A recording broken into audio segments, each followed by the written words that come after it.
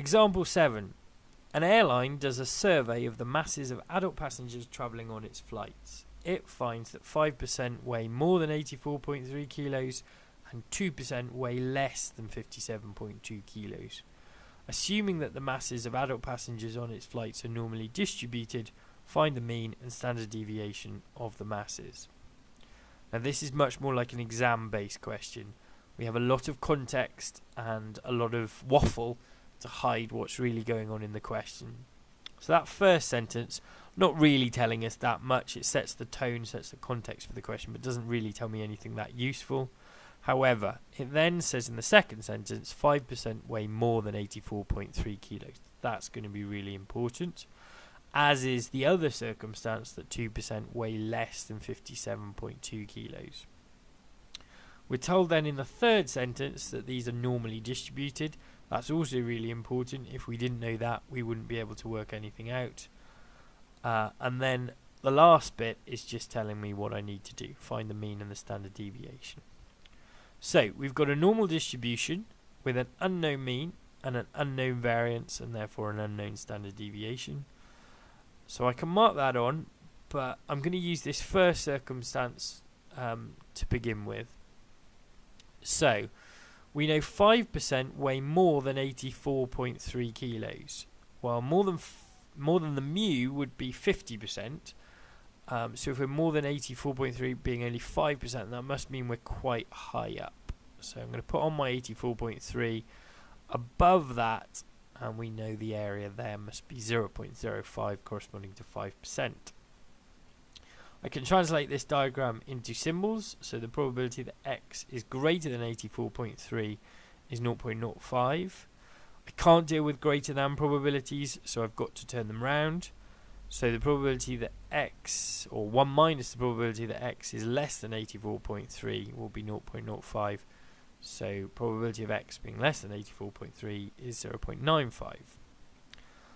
I then need to convert to my standard normal z.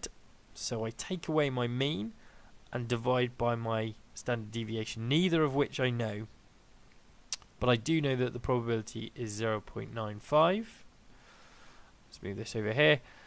We can work out what this z value should equal under our standard normal. So distributions, normal, we are doing an inverse normal because we know the probability.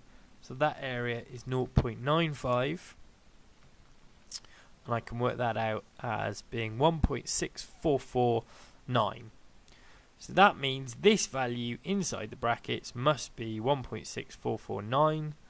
I can times up by the standard deviation to give me a linear equation, but there's two unknowns, so there's not much I can do with that at this point. So I'm going to park that here for 1 second, and I'm going to go on and deal with the other circumstance. 2% weigh less than 57.2. So again, 2% is quite small and it's less than, so it must mean we're somewhere down here.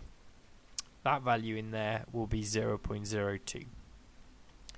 Again, I can put that into symbols. Probability that x is less than 57.2 is equal to 0.02. This time I don't need to turn it around because it's already a less than. But I do need to convert it to my standard normal. So take away the mean and divide by the standard deviation. And just as in the last one, I'm now going to use my normal, inverse normal, to tell me what that z value should be. So I'm going to put it in a probability of 0.02 and execute. And that tells me that the z value in the brackets is negative 2.0537. And again, I can times up by the standard deviation, but I can't solve it because there's two unknowns. However, that will be my second equation, and we'll bring them both together in a second. But just to summarize, that first scenario gave me one equation, the second scenario gave me a second equation. Putting them both together, I hope you've now realized that we're dealing with simultaneous equations, because in each case the mean is the same and so is the standard deviation. The coefficient of the mean is the same in each one, so I'm going to do equation 1 minus equation 2. Work these numbers through on your calculator, but that's going to give me then 27.1 The means will cancel out, but overall it will be equal to 3.6986 sigma, or standard deviation. So all I have to do is divide by that to give that sigma is 7.327. To find the mean, we just sub that back into one of them. So I'll put it into the first one, show some working, but then just work it through, and it will give you a mean of 72.2. And those are our two answers.